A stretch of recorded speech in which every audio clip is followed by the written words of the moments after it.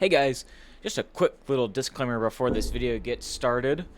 This is a video that will be doing a deck overview, like most of my other videos are. However, this one will be slightly different, as I'm going to put a little bit more of an analytical breakdown on different builds of this deck. And the reason I'm doing this is because I want to try a slightly different approach in this video, see if it kind of if it's something you guys would enjoy more than what I usually make, which is just like a little 5-minute brief little just deck overview, then we hop into like the gameplay from streams or whatnot. But this time I kind of want to break down why cards are played. It's going to be probably a bit of a longer video. I probably won't include a ton of videos from streams, might just splice some clips together and kind of see how that kind of feels for this video. So it is going to be a bit of a different approach. And if you guys do enjoy it more than how I usually just do a quick overview and go to the gameplay, let me know in the comments below, and I'll see you all later.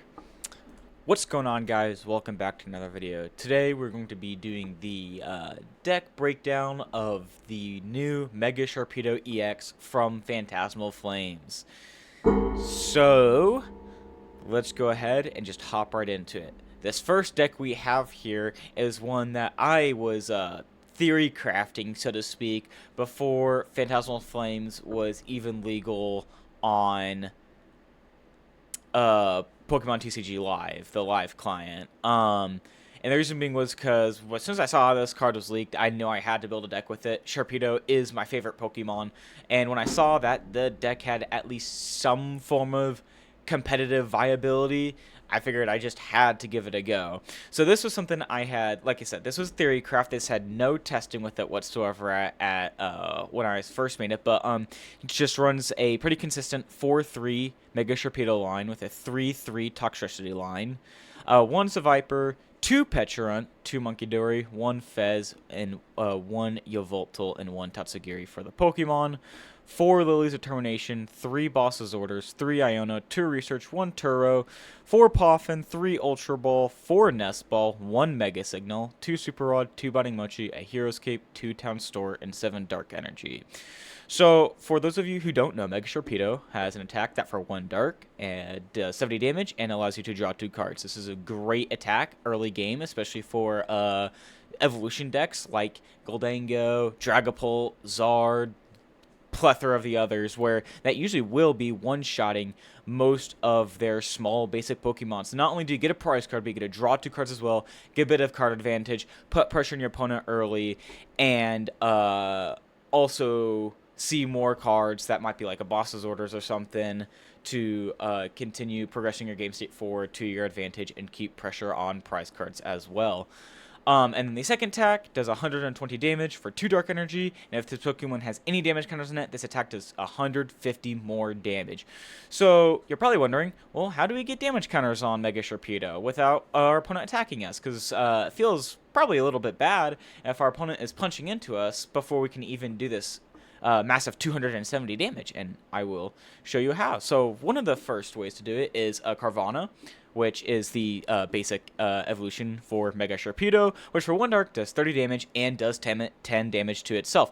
So there's the damage counters, but you're not really all that often attacking with Carvanha, so instead we use the ability of the brand new Toxtricity from Phantasmal Flames. It has an ability called Sinister Surge, which says once during your turn you may use this ability. Search your deck for a basic Dark Energy card and attach it to one of your bench Dark Pokemon. Then shuffle your deck. If you attach energy to a Pokemon in this way, place 2 damage counters on that Pokemon.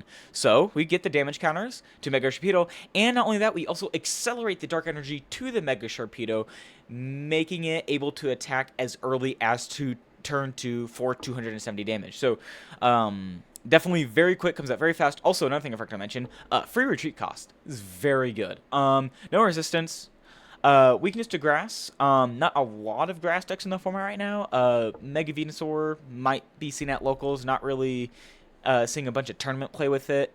And Joltik Box plays Iron Leaves, which can get a little iffy. But other than that, weakness isn't that great. From the testing I've done, Goldango's not a fantastic matchup because they can hit 330. I wouldn't say like relatively easily, but they can get there pretty consistently. Goldango just does do that. So we're in any matchup where a Pokemon in one attack can take out Mega Sharpedo isn't real ideal. So that matchup definitely does get a little iffy. But other than that, it's got a pretty solid matchup spread. So anyways, moving on to one of our next attackers, our single price attacker for Crustle and plethora of other matchups as well, is this Seviper. Is got 120 HP for 3 dark, pitch black flangs, 120 damage. Nothing crazy. So why do we even bother playing this? It's because of the ability Excited Power, which says if you have any Dark Mega Evolution Pokemon EX in play, attacks used by this Pokemon do 120 more damage to your opponent's active Pokemon. So cool, we have a Mega Sharpedo, we have a Seviper. Seviper is swinging for 240 damage. Pretty sweet. That's a lot of... I mean, that one-shots all of our, like, Latioses, which it will KO anyways because of weakness, but Latios, Fez, Squawk...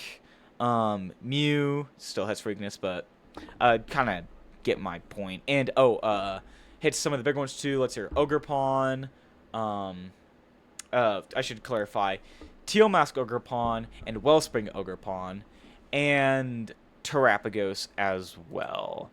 And then you're probably wondering why 2 Pecharunt EX, and that's because of the ability, once during your turn, you may switch one of your bench Dark Pokemon, except any Pecharunt EX. With your active Pokemon, if you do, the new active Pokemon is now poisoned. You can't use more than 1 subjugating chains each turn. So, why do we play 2, though? I mean, obviously, it's a switch option. It helps us get out of, like, retreat lock. But the reason being is because it synergizes very well with Binding Mochi, which says attacks used by the poison Pokemon this card attached to do 40 more damage to your opponent's active Pokemon. So, we attach a Binding Mochi to Mega Sharpedo. We subjugating chains, moving Mega Sharpedo from a bench to the active with a Binding Mochi attached. It's now poisoned, and instead of doing 270, we're now swinging for 310 damage. That's a lot of damage. Thank you, Phil Swift. Anyways, so 310 now gets us in the range of KOing the big Stage 2 Pokemon. Now, we're not quite there to KOing like Dragapult and Charizard, which are very popular in the format right now, but with Munkidori EX plus a Dark Energy, we can Adrenabrain those damage counters we place on Mega Sharpedo and damage counters that may have been placed from like an attack or maybe our opponent's own Munkidoris back onto our opponents. So plus an Adrenabrain and Binding Mochi and a Hungry Jaws attack and a Mega Sharpedo with damage counters on it means Hungry Jaws can swing for 340 damage, which one-shots pretty much everything in format other than like I believe Mega Venusaur has like 380 HP, so we're not one-shotting a Mega Venusaur. But other than that, for the most of the main meta decks that we will see a fair amount of, that will be one-shotting them. Especially the Munkidori is nice for especially for the Zard matchup, since 330 HP is a little bit difficult to hit.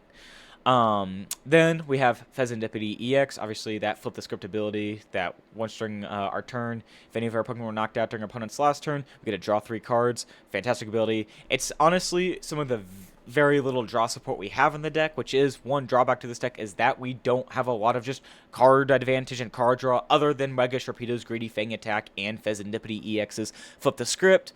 But I have found that it generally, I wouldn't say doesn't matter, but is not super relevant. Then we have Yveltal for its clutch attack, a bit of retreat lock. I have actually cut that. I will give my reasoning why here when we look at these other deck lists as well. And then Tatsugiri with the ability Attract Customers.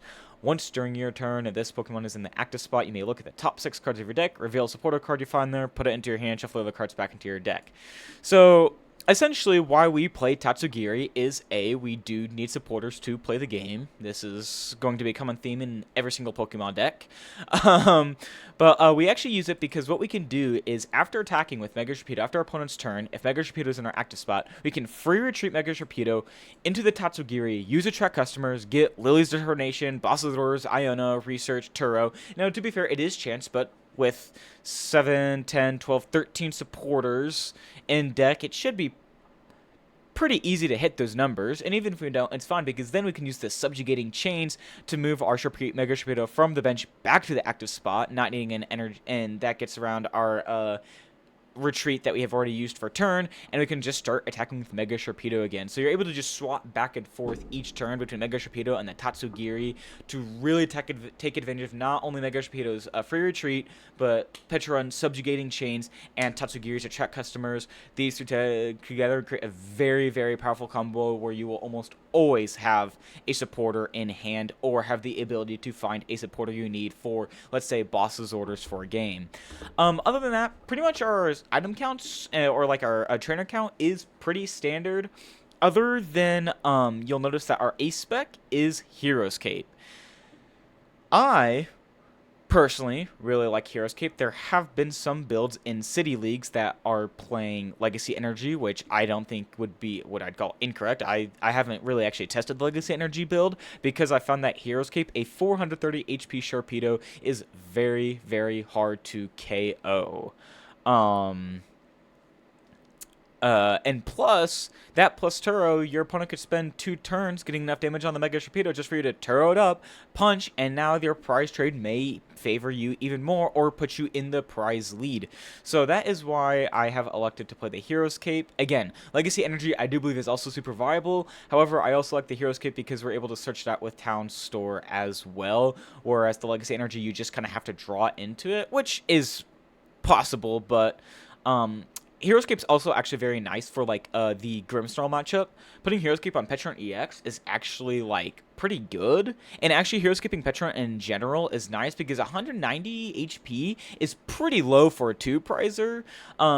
210, I think, is kind of like a sweet spot for a utility 2-prizer. So 190 is a little bit low, so putting Hero's Cape on Pecharunt EX to put it at 290 HP is also very nice, because most decks, early game at least, won't be able to one-shot Pecharunt EX. So this was the list I had come up with, 0 testing, just kind of like workshopped it. So I'm gonna hop on over to the most recent event that Phantasmal Flames was legal in, and it was the first Phantasmal Flames legal event, and that would be the Stuttgart Regional Championships. So this list by Mark, I'm sorry, I'm not going to be able to pronounce that last name, I do apologize, but he got 173rd with this list, which was just a pretty standard 3-3 Mega Sharpedo line, 3-3 Toxtricity line, 2 Munkidori, Yveltal, 1 Pecharunt, 1 Fez, Psyduck for the Dragapult matchup. Probably, I would imagine, Mega Lopunny, Dusknoir as well, and probably Zard as well. The Psyduck's not bad. It's just I don't play it for local meta because not a lot of decks play Dusknoir, but it's definitely not a bad inclusion if you are taking this deck to a regional. Purloin with the Invite Evil ability, and again, the Seviper. Purloin has this cool ability where it lets you search your deck for 3 dark Pokemon, reveal them, and put them into your hand, then shuffle your deck. So I have noticed that my build was built to just go first and try to get set up as aggressively as possible. However, now the build is built more to go second, which I have found that with testing does feel nice. However, I haven't been playing Purloin. I've been playing Budew.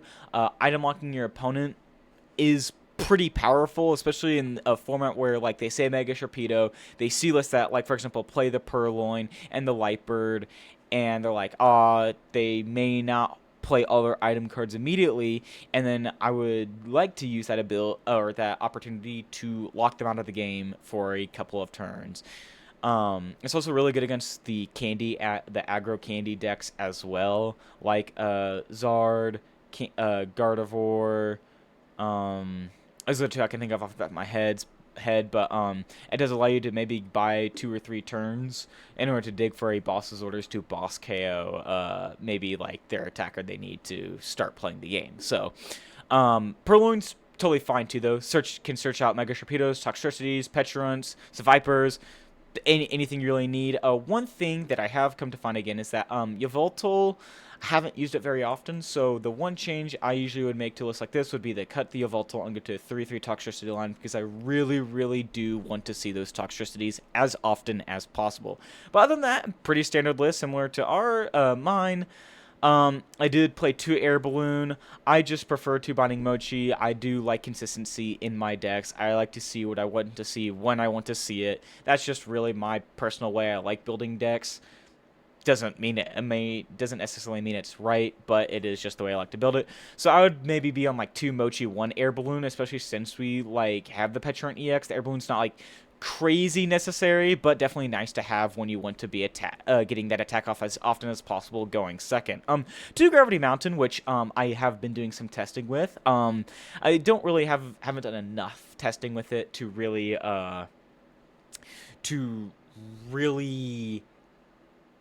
say whether I prefer or not, but definitely is helpful for the Zard matchups. Any stage 2 deck, obviously, it's like very good against. Putting Zard down to 300 can even set up plays where you just Hungry Jaws for 310, say for example, with Binding Mochi, and then they punch back, and then you like boss up Pidgeot EX, and then play the Gravity Mountain, and then you Adrenabrain damage counters off the Mega Sharpedo onto the Charizard, KO the Charizard, and then KO the Pidgeot EX for like a 4 price swing. Like, I've definitely been doing some, like, it is there. There are very good plays you can make with the Gravity Mountain. You don't necessarily have to play it immediately, but other than that, like, I don't hate the Gravity Mountain. I just also don't like the idea of having to just pretty much manually draw into the tool cards when you need them, unless you have the one of Town Store in hand. Another thing you'll notice is that I was only on 7 Dark Energy, and this list is on 9. 7 is very greedy.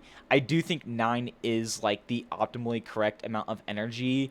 8's pushing it, but still playable, but you have to make sure you are committing energy to the right thing, because at 8 energy, if you miscommit an energy, it will probably cost you the game. So you do have to be very aware of that at 8 energy. Now, you shouldn't be overcommitting anyways at 9 dark energy, but it does give you just a wee bit more wiggle room with that 9 dark energy, which is what I am currently on. I do like the 9 dark energy. One other thing that I'm not a fan of is that I do think 1 Super Rod is not quite enough, honestly.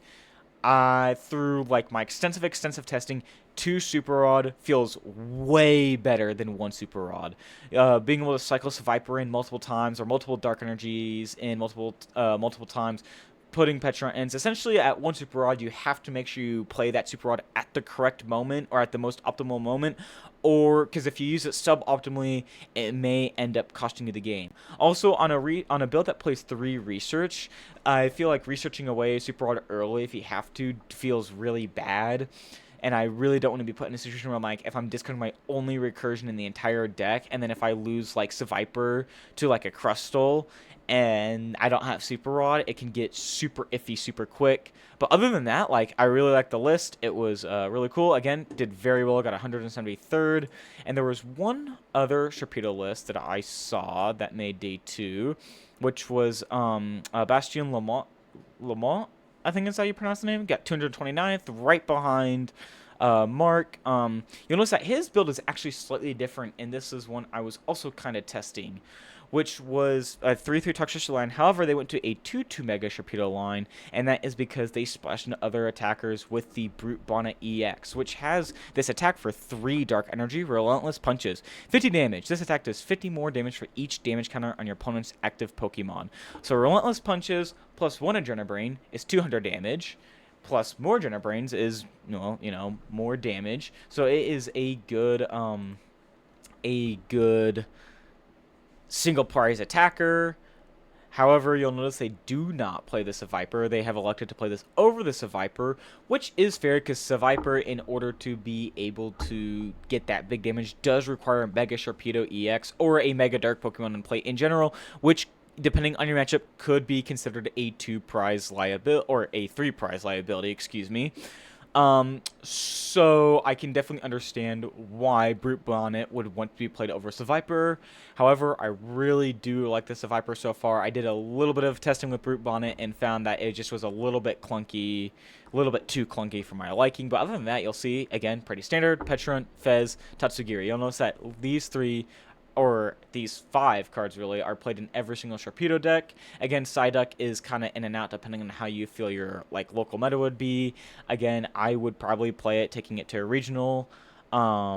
I just also really hate cards that are dead in certain matchups, whether this could be a card that may not exactly, like, absolutely help me in a matchup, but won't hurt me either in maybe more versatile into a bigger spread of matchups. But other than that, yeah, I mean, this list is pretty standard. You'll notice that they were also on 2-Boss 2 Counter Catcher, which I absolutely do not hate at all, especially when you're, like, going second, attacking with maybe, like, going Call for Family or clutching. TM Evoing here, as you can see there on a TM Evo. If your opponent takes that first prize card, a counter catcher KO early could be very powerful. An Iono counter catcher KO or counter catcher Iono is also always a powerful combo that you can play in this current format.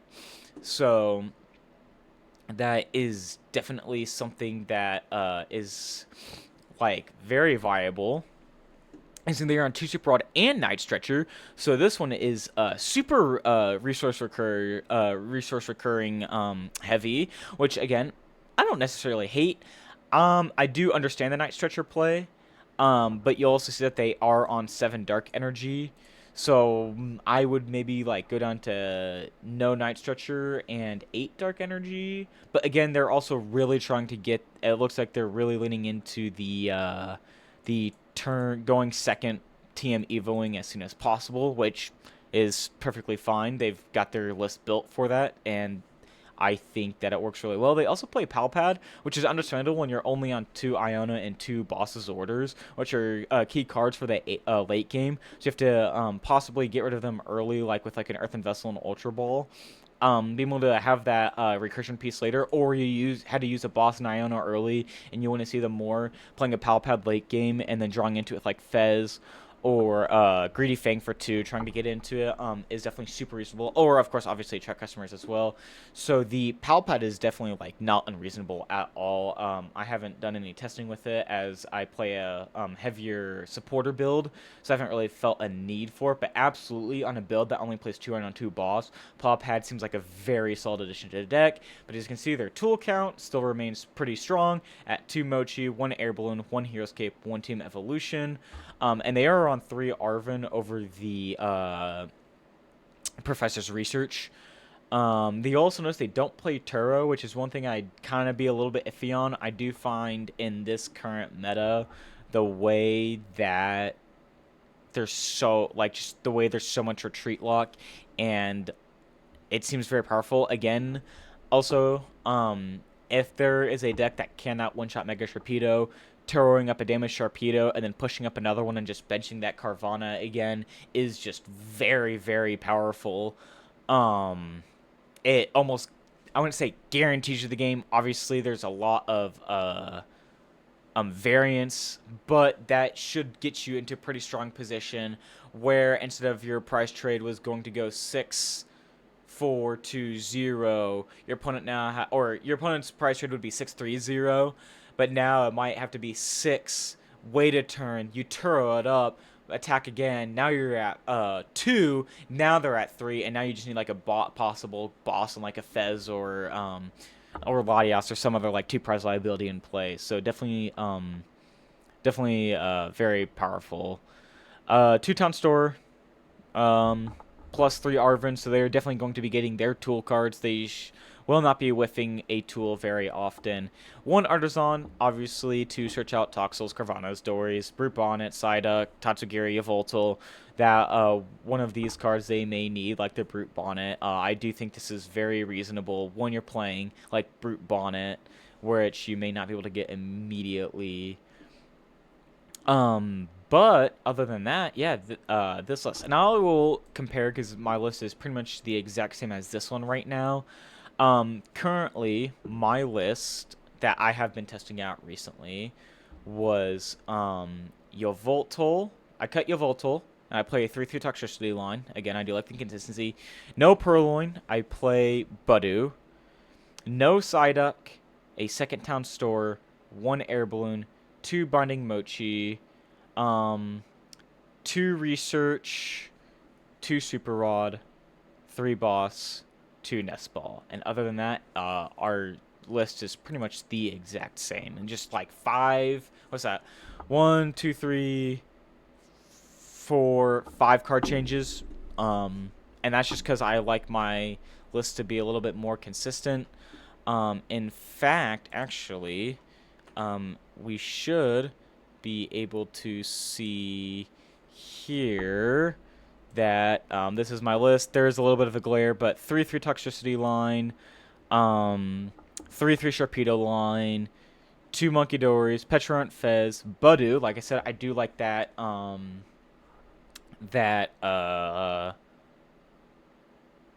item lock ability. Tatsugiri and Seviper, 4 Poffin, 4 Ultra Ball, 3 Nest Ball. This was a slightly different list that I took to. This is what I won the cop with. I did some changes. I'll probably go back to this list. 3 Nest Ball, 2 Super Rod, 2 Town Store, 2 Binding Mochi, 1 Hero's Cape. Pretty standard. 4 Lilies, 3 Iono, 3 Boss, 2 Research, 1 Turo, and you will notice a little spicy card there, which would be Wally's Compassion. Now you're probably thinking, why would you want a Wally's Compassion? That doesn't make any sense.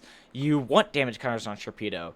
Yes, but also Wally's, like, if you retreat a damage Sharpedo and they don't have the boss KO on it, and just go Wally's Compassion on the Hero's Cape Sharpedo, and then just Seviper putting a damage counters back on it, but not like at anywhere near, because like it not anywhere near the damage output, like the damage counters were on it before. Wally's Compassion definitely has won me 2 or 3 games by just going, this 3 prize on my bench that is a liability right now because it's got damage counters on it, just wiping it all away, doing a clean slate. It's like those attacks didn't happen, which is why I was playing it. Some lists are playing the Lightbird and Purloin, but I do like the Buddy Wally's Compassion wombo combo, so to speak, more.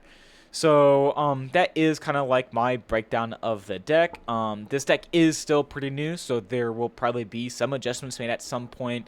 I do think the deck has not been fully discovered yet, so to speak, but I will definitely be doing lots and lots of testing with this, looking out for new cards that will make this deck better, and I will probably make a updated video on this once I figure out if the deck has been discovered or not. But the damage output and the versatility of the deck, plus the ability to give it 430 HP does, I believe, make this deck somewhat, at least somewhat viable, and can definitely take an opponent by surprise. So if you guys enjoyed this video, please leave a like and subscribe, and I will see you guys next time.